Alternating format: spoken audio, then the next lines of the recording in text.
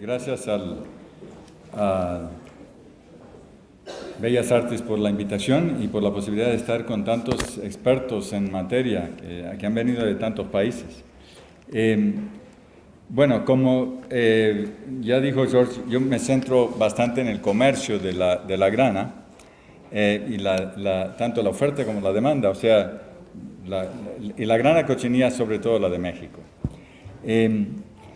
Como nos han explicado Elena Phipps ayer y hoy, Ana Roquero, fue a mediados de la década de 1520, poco después de la conquista de México, que Carlos V escribió a Cortés pidiendo que mandara información sobre un nuevo colorante rojo de alta calidad, conocido como la grana cochinilla, cultivada y producida por los indios campesinos en la meseta mexicana.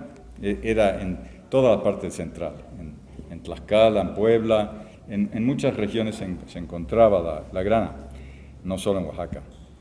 El hecho de que el emperador requiriera un reporte de esta naturaleza es indicativo del alto valor que se daba en Europa a un producto tan especial. Y evidentemente nadie hubiera podido esperar entonces que la grana se convertiría en el segundo producto de exportación de México después de la plata y durante más de 300 años, desde mediados del siglo XVI hasta mediados del siglo XIX. A veces se olvida eso.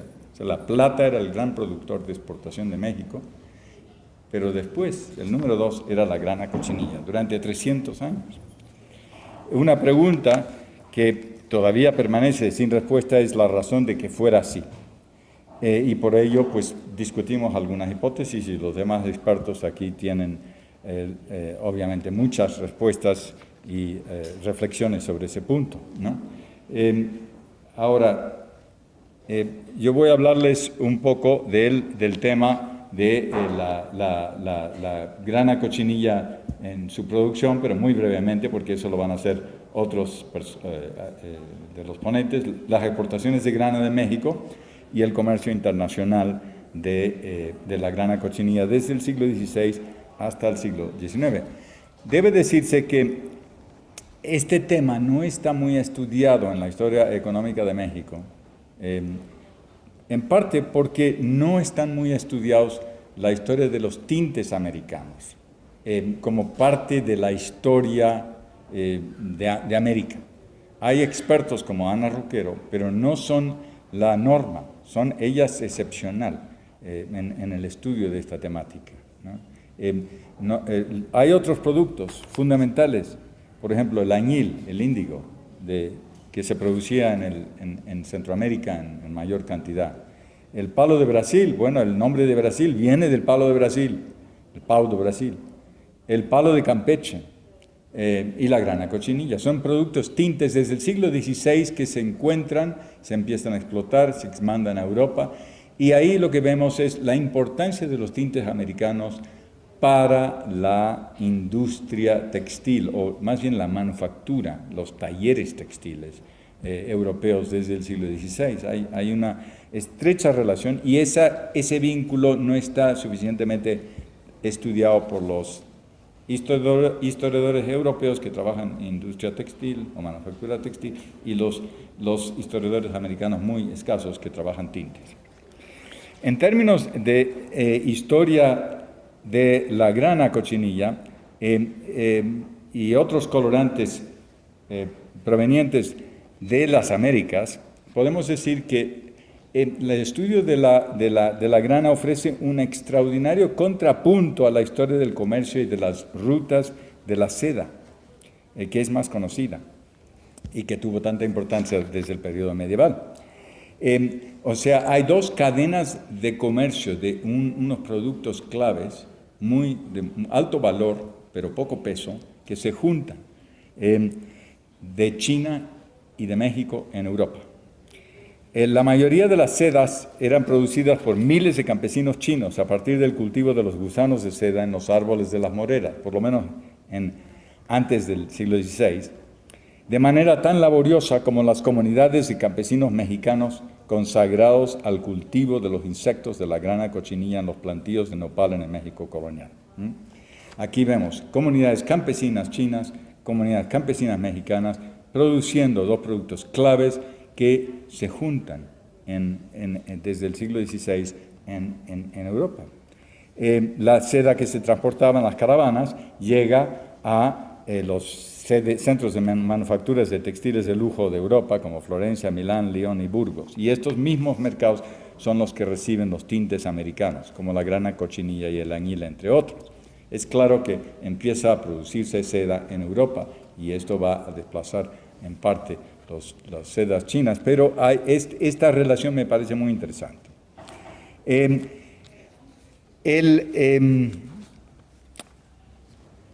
Antes de entrar directamente en materia, ahí les paso unas láminas de Alzate. Yo no tengo las capacidades de los colegas en Historia del Arte. Entonces yo les voy pasando algunas láminas y luego vamos a algunas gráficas. Estos son clásicos, pero antes de entrar directamente en materia, conviene resaltar la trayectoria prehispánica de grana cochinilla. Ana Roquera nos ha hablado de esto.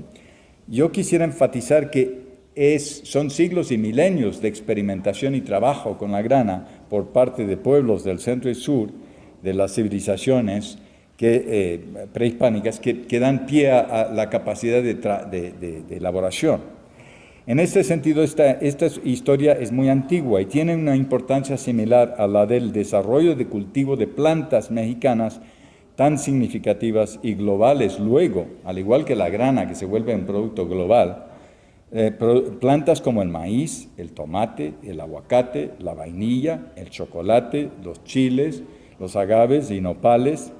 Es decir, se trata de un país con una botánica y una naturaleza mega diversa, como los califica esa magnífica institución que es Conavio, la Comisión Nacional de Biodiversidad. Yo les recomiendo que vean el sitio web de Conavio. Tiene 55,000 fotografías a disposición y tiene una parte que es sobre grana cochinilla. Y yo creo que pues conviene tener una relación con los científicos que trabajan ahí, que se dedican mucho a la difusión del conocimiento del patrimonio biológico, botánico del país. Ahora, el patrimonio histórico y cultural de México está vinculado estrechamente con estos productos agrícolas que desarrollaron durante milenios los campesinos del México profundo, para usar la expresión del gran antropólogo Guillermo Bonfil. Pero también con la grana. La producción de la grana cochinilla en México tenía muchísimas facetas y no voy a entrar en ellas porque hay otras personas que van a tratar el tema aquí. Me voy a limitar más a el tema del comercio, pero sí quiero hacer énfasis en que no se trata simplemente de una extracción de un insecto, sino de un proceso de transformación y de trabajo muy complejo que realmente tiene que tenerse en cuenta para entender el por qué puede conservarse y luego el valor que tiene. El comercio de la grana cochinilla en México está basado en el trabajo de los campesinos en distintos valles, pero desde el siglo XVI es desde los valles de Oaxaca que se concentra, en los valles que se concentra esa producción por disposición de la corona en buena medida. En la producción de las comunidades de campesinos en Oaxaca da pie a un comercio. Ese comercio lo llevan a cabo los arrieros, llevan toda esa grana cochinilla al lomo de mula, era la forma de transporte, y lo llevan a Veracruz en su mayoría. Otra parte va a la Ciudad de México, porque también hay consumo en la Ciudad de México, y hay luego exportación vía Acapulco a Filipinas.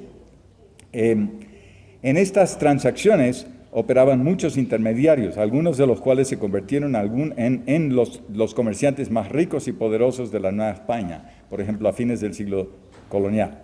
En el siglo XVIII, los estudios sobre la familia de grandes comerciantes, los Iraeta, en la Ciudad de México, revelan la complejidad del control de comercio dentro de la Nueva España. Eso está muy estudiado por varios historiadores, sobre todo de la Universidad Iberoamericana.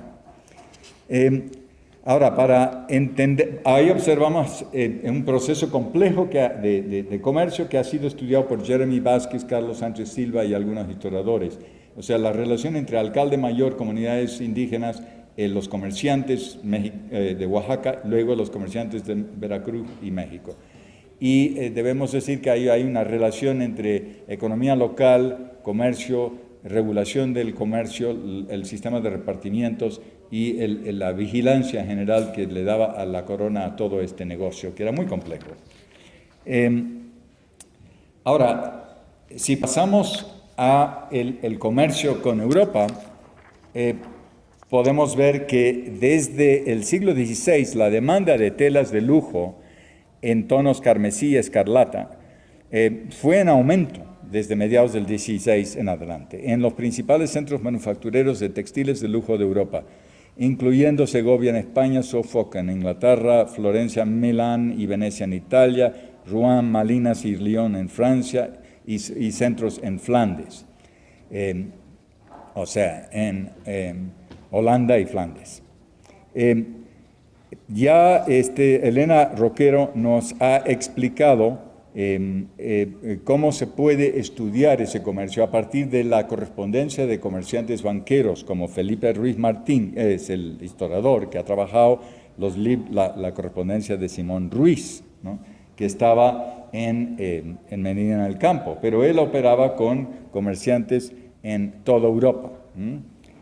Y podemos ver que es bastante complejo ese comercio, ¿no? Ponemos en el centro a Cádiz, en el siglo XVIII, que es donde se reciben la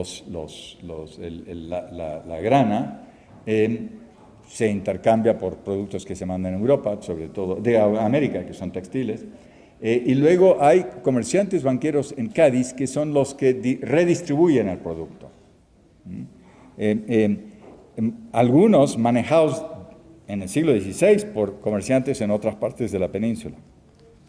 De Cádiz en el siglo XVI salía mucha grana a Livorno y luego a Florencia, donde la industria de textiles de lujo tenía el mayor auge. Y también hay un transborde de grana que manejan los comerciantes genoveses, sobre todo, a Venecia, sus competidores, donde se usaba la grana para teñir textiles algo más baratos en general que los más de lujo de Florencia que van al Vaticano. Los Medici, por ejemplo, en Florencia, pues son grandes productores de telas de lujo. En Venecia, sin embargo, se desarrollaron muchísimos talleres textiles donde se fabrican, por ejemplo, productos que se van a mandar a Constantinopla, las famosas panina, y también el famoso fez, el fez veneciano que usan los pueblos islámicos. Hay datos sobre la exportación, muchísimo fez que sale de Constantinopla, de Venecia para Constantinopla. Según los comerciantes españoles y genoveses, este colorante carmesí siempre era rentable, siempre.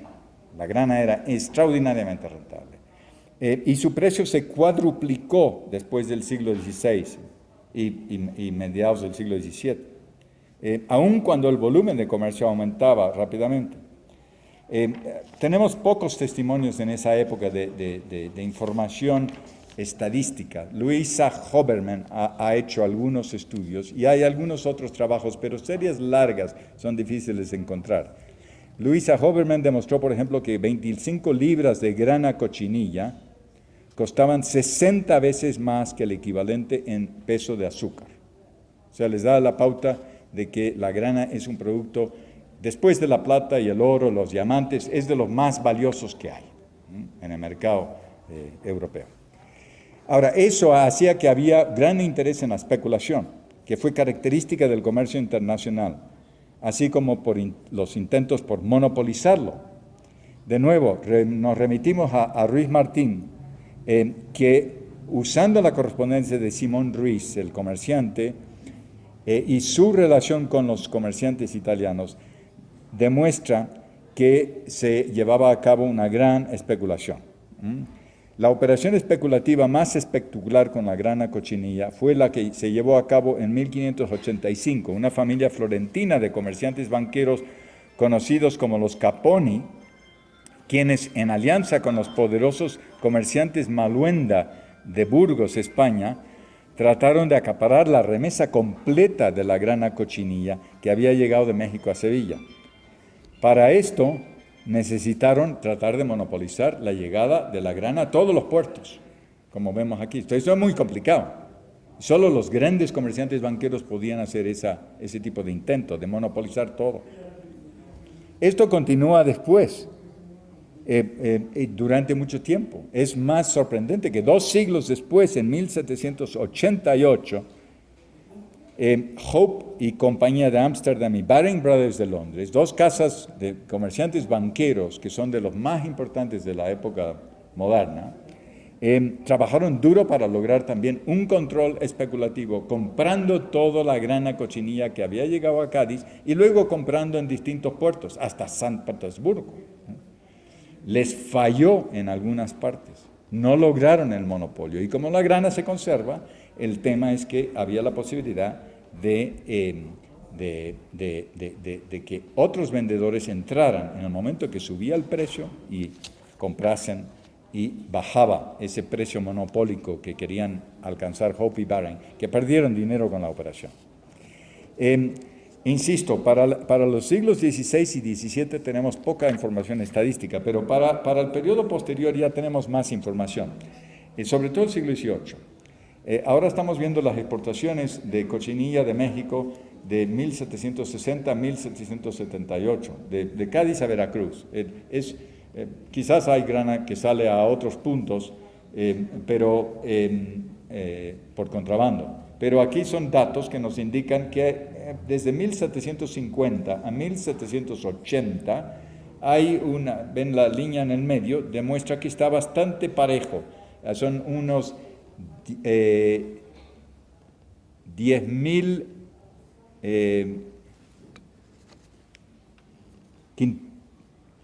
quintales, ¿no? Quintales de grana. Ahora,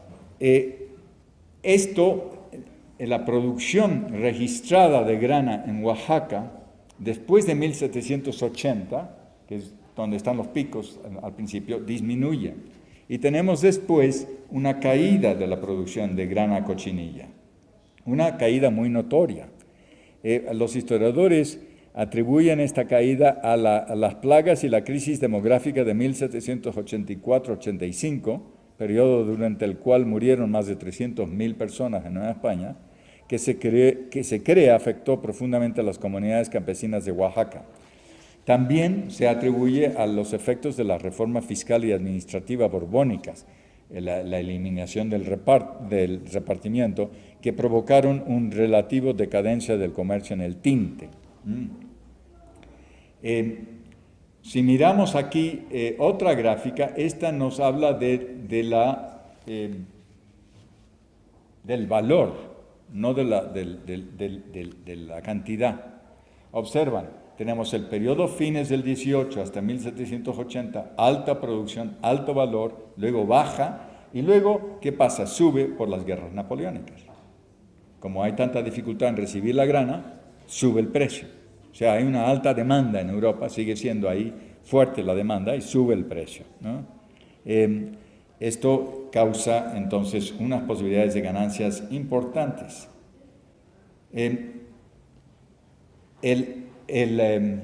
Esperen, vamos a ver. Aquí se ve mejor el precio, ¿no?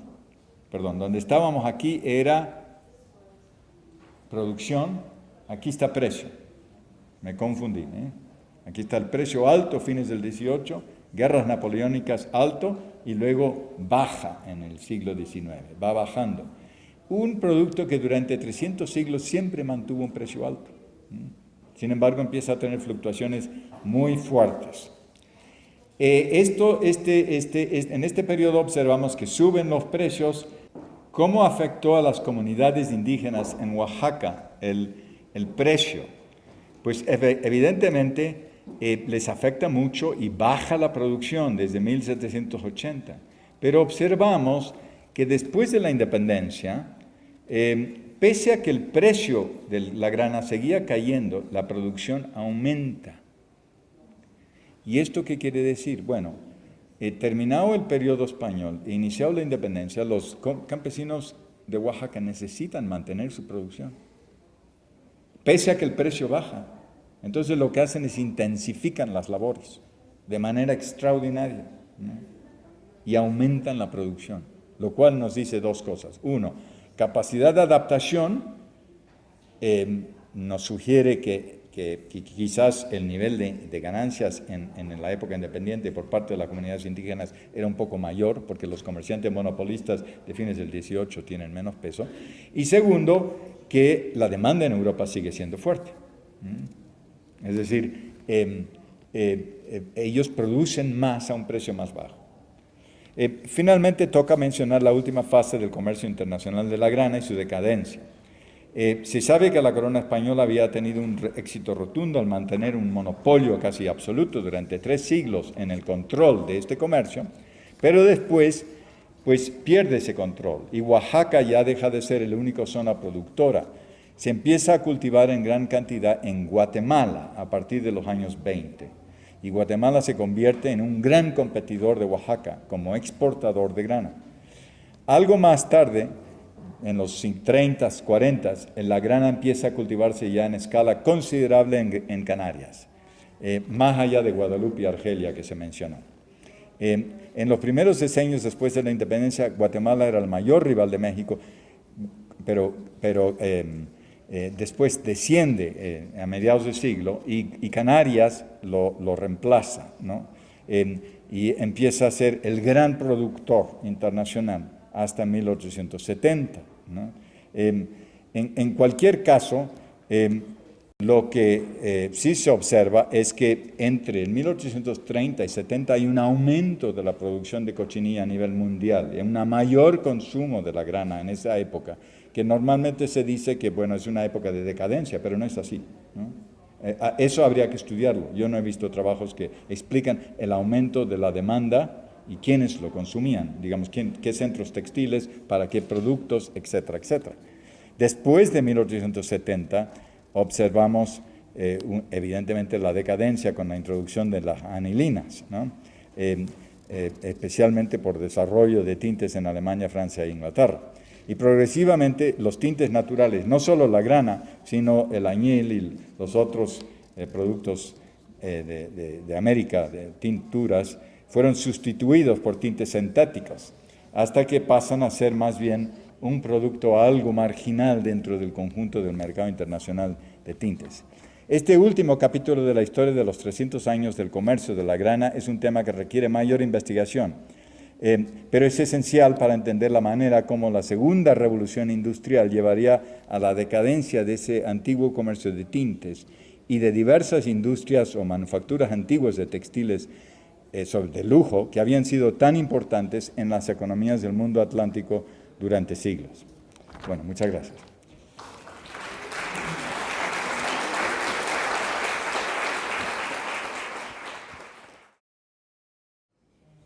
¿Por qué no hay buenas estadísticas del siglo XVII?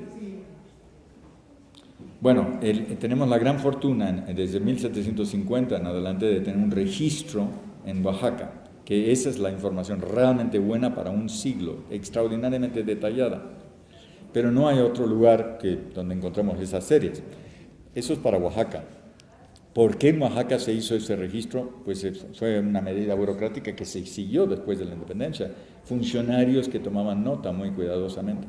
En cuanto al comercio del 16, 17, 18, lo que tenemos son registros de llegadas de barcos y en distintos puertos. Reconstruir todas las series es complicado. Se puede, pero la grana es un producto, como pues todos los expertos saben, es difícil de seguirle con mucha precisión. No hay así listas seriadas. Entonces hay que dedicar tiempo en los archivos a reconstruir a partir de muchísima información. No hay monopolios desde América para allá, porque todos los distintos comerciantes son grandes comerciantes, exportan. Donde hay posibilidades de tener un monopolio es cuando comerciantes banqueros en Europa tienen la capacidad de compra de toda la grana que llega.